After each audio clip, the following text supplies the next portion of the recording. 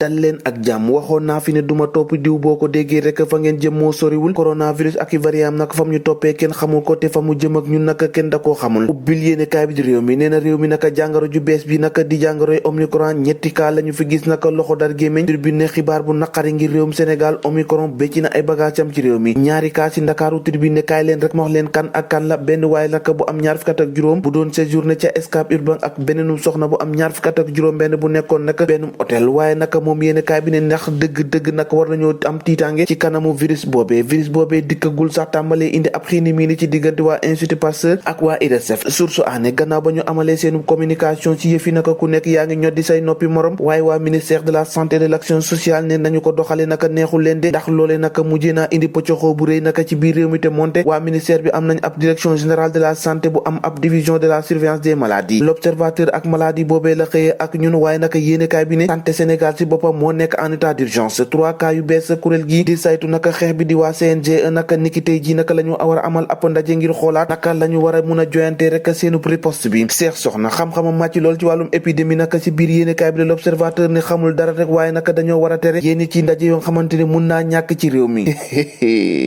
bu mu jëm kaw L'As Quotidien wax ko ca kaw ne jàngoro ji naka nuyoo si na Sénégal kon takk leen masque tegee jàngoroy omicron te addu jëmale ci leneen te mooy wax ci wàllum politique yéenekaay yu bëri naka xëy nañu ak seeni xët yu yaatu yëral yéenekaay bi di 24 heures nataalu Abdoulaye Diouf Sarr ak Barthélémy Dias naka la xëy ne fang ba noppi samp ab laajam ne kan rek ci ñoom ñaar rek mooy gañe maire bu Ndakaaru kan ci ñoom ñaar rek moo nekk ci xolu Ndakaaru yéenekaay bi ne Diouf Sarr naka ngir ñu mën a dëggal rek xaymay Benno Bokk Yaakaar ya ñu doon ŋàññi ci atum 2019 Barthélémy Dias ngir weer rek ndamu kujje gi gannaaw Soham Wardini waaye ndax humeur waa Ndakaaru mun na peese lu diis nag ci ñoom ñaar niki démb naka waa Benno Bokk Yaakaar peese nañu lu diis Amadou Ba naka mooy nga artu kujje gi de nee na leen naka bu ngeen deful tànk ren ji rek ngeen di gis bidiw bëccëg ci élection locale yi Abdoulaye Diouf Sarr un nouveau Dakar bu bees nag bu mel ni Paris la bëgg moom Diouf Sarr le quotidien Aliou Sall naka la xëy dalal moom maire bu Guédiawaye naka génn na ci pataaral ga mu nekkoon àddu lu bëri waaye la mu xamal suñu naataangooy mooy ñu bëri naka fii di Guédiawaye la ñu teg seenu gët ya te moom nee na pareegul ndax dese na ko lu bëri loo xamante ni war na koo def kon naka ñiy layam-layami ngir département bu Guédiawaye bu yeboo ñu lem seenu gën toog te xam ne Guédiawaye yëfam la Walf Quotidien ne Macky Sall mii bu bëggee 3e mandat mbaa dina sotti ndax ci jamono ji ab pression diplomatique dëgg naka moo tegu ci ko am